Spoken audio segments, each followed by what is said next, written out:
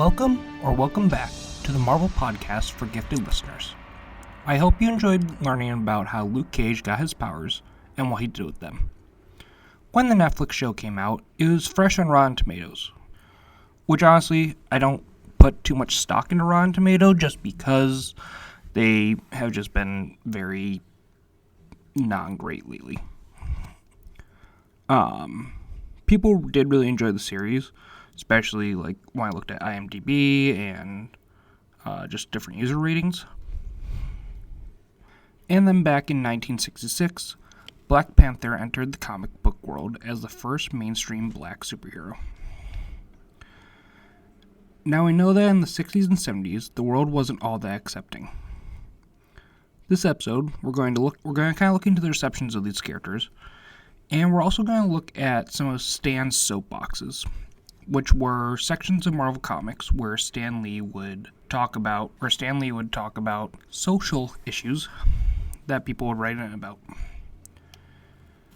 And kind of part of the reason that I made that in there is A, I think it fits the theme, and B, it was honestly kind of hard to find the feedback for these heroes because it was the 60s and 70s and just the information is just not there. It's hard to find because is only published in print and never really digitized. There is going to be one short section where I do read a letter word for word, so just a fair warning for that.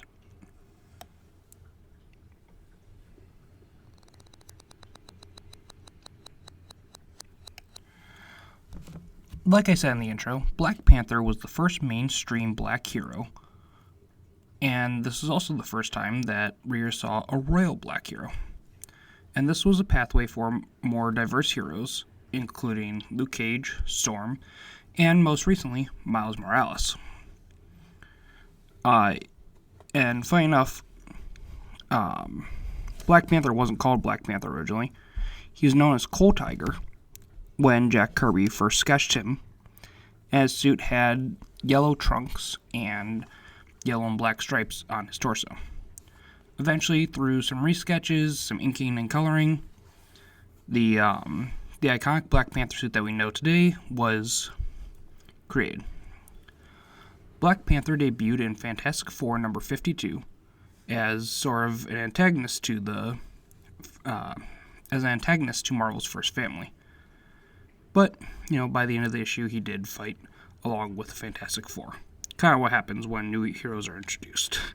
After he was introduced in the Fantastic Four, letters started to come in about Black Panther, and pretty much all of them were appraised for the new hero, or the new character, should I say, because he wasn't necessarily a hero just yet.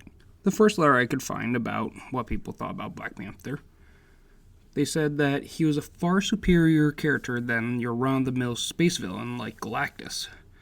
And he is very much praised for this character, saying that, this is so much different than what we're used to. Keep it up. Another letter was actually against Black Panther, but it wasn't for what you would see now on the internet of, introducing a black character. It was mainly that they just thought he stunk. They just didn't think he was a good character. And this person was upset because he started off the letter being like, "Hey, Stan Jack, well, you guys finally did it. You did something for me to write into you." And that made him introducing Black Panther is what made him do that. He was upset that Black Panther was so powerful that he was able to bat around the Fantastic Four. And he thought that the concept of the Black Panther was just ridiculous. And even though he did say in the letter that the Fantastic Four did need to be beat around, he still didn't want it to be done in this way. Honestly, I bet you this person probably had a lot more negative things to say when he talked to his peers, but knew that if he actually wrote his true thoughts, Marvel probably would not publish his letter. The next letter is the one I prefaced in the intro. The writer of this letter was a woman, and these were her words when she's talking about Black Panther. She said, "I think the thing that looks so good is the way that you made Black Panther. The very first to create and introduce a Negro superhero who is as brilliant as he is handsome to team up with with your already fantastic heroes. So not only was this woman happy to see a black hero, she was also attracted to him, finding Black Panther attractive. And these first few letters were all feedback from Fantastic Four number 53, where he was first introduced. When I kind of did some more digging around, I found some feedback letters about Black Panther number 1, which was his solo book. And as you would expect, at least from an official source, the praise continued. But people begged for the writers to keep the essence of the character. They understood why Marvel didn't want to do such a controversial story as they did in Black Panther's first run, which was a story of Panther versus the Klan, but they didn't want them to change who the character was. They wanted to keep Black Panther as like a good character. Don't just strip him away and make him basic like some of the others. When I tried to find some of the similar stuff for Hero for Hire or Power Man, to be fair, I couldn't find any of the feedback letters like this. So I don't know if they didn't come in or Luke Cage just wasn't as popular, but just there weren't any of these letters in the bullpen. So I did kind of pivot to the Luke Cage TV show since it is more modern and the reviews are online. And also I've been having it play in the background while I've been doing the research for the past 2 episodes, just topical.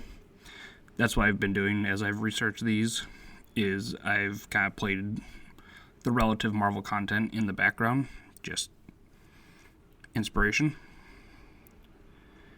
And basically, it had about 7.5 on IMDb, and I looked at the 2 extremes of the scale. All the 1-star reviews were surprisingly not really complaining about the character himself. It is all the kind of classic complaints of, oh, this character is boring, the acting's bad, the sets are bad. You know, the Marvel complaints that are usual with the show. And then when I clicked it to the other end of 10 out of 10, people were just gushing over the show, saying how brilliant it was written, that the characters were all phenomenal, the acting was amazing, oh my god, we need season 3, and so on and so forth. So hopefully we will see Luke Cage again in future MCU projects, now that the likes of Charlie Cox's Daredevil have started to make their way into the main MCU continuity and become canon. Because, like, there was a weird thing with the Netflix shows of, like, they referenced the MCU, but they weren't part of the MCU because of rights and stuff, which we will be talking about soon. But yeah, that's all I could really find about these heroes, and I wish I could find more about, like, their public reception. But like I said, just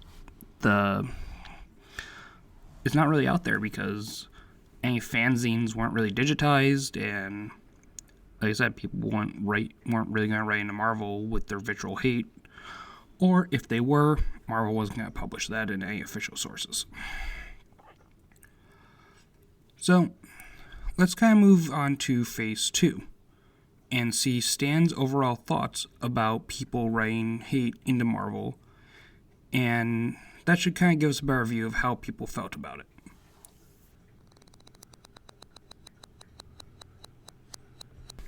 In May of 1967, the first of Stan's Soapboxes was published. And in these, he would say, in this first soapbox, he would say that Marvel's purpose is to publish stories that everyone can enjoy. Basically, if the writers enjoyed it, then everybody should. Which, for most of Marvel, I still believe that is true. Except for the current Spider-Man run, because, honestly, I think Marvel just doesn't know what to do with Spider-Man at the moment. But this isn't about that. This is about Stan Lee and Marvel squashing racism, bigotry, and hatred. Although down the line in September of 1968, it was the first soapbox where Stan stated that Marvel is truly for everybody. And this was a response to people asking what the writer's views on the issues of the world were. And this is what Stan said. He said, "We would like to go on record about one vital issue. But we believe that man has a divine destiny and awesome responsibility. The responsibility of treating those who share this wondrous world with ours with respect. Judging each fellow human on his own merit, regardless of race, creed, or color. That we agree on, and will never rest until it becomes a fact, rather than just a cherished dream." In the 1970 soapbox, there was talked about something that honestly still comes up today, and it's should comics be escapism? Because, there's so much going on in the world. Is this really what we want to see in our media, especially comics, the MCU, all that? And someone had asked about that back in the 70s. And this is what Stan had to say about that. He said, "It seems to me that a story without a message, however subliminal, is like a man without a soul. None of us lives in a vacuum. None of us is untouched by the everyday events about us. Events which shape our stories, just as they have shaped our lives. Sure, our tales can be called escapist, but just because something's for fun doesn't mean we have to blanket our brains while we read it." Which I think is truly saying, yeah, you're reading this to escape, but don't forget, we have to have a message, and we use the real world for inspiration. After about 10 years of doing soapboxes, Stan was finally asked about bigotry. And this is what he said. He said, "Bigotry comes in many forms and shapes, but it's most easily recognized in the form of cruel and mindless generalizations, such as, the Mexicans are taking our jobs, the Chinese are going to try to take over the government," just any kind of hate that is about a specific group. And Stan ended this soapbox by saying, "You may dislike someone. Be my guest. It's a free country. But do it because he or she has personally given you a reason to feel that way. Not because of skin color, or religion, or foreign ancestry, or any other moronic, mixed-up, mindless motive. Because if you justify your hatred by smearing everyone in any group with the same brush, you're a bigot." In another one, which is going to be the last soapbox that we kind of highlight, is Stan was kind of asked about evil men and their place in the world.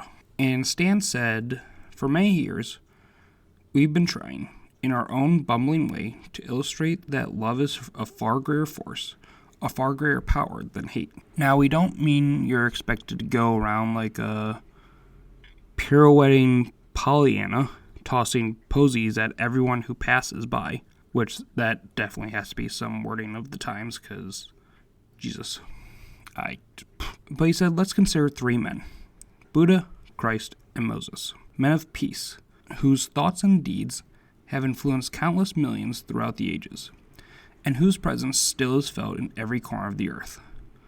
Buddha, Christ, and Moses, men of goodwill, men of tolerance, and especially men of love.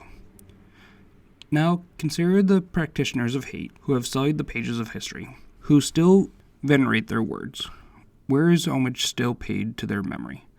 What banners still are raised to their cause? The power of love and the power of hate, which is most truly enduring. When you tend to despair, let the answer sustain you."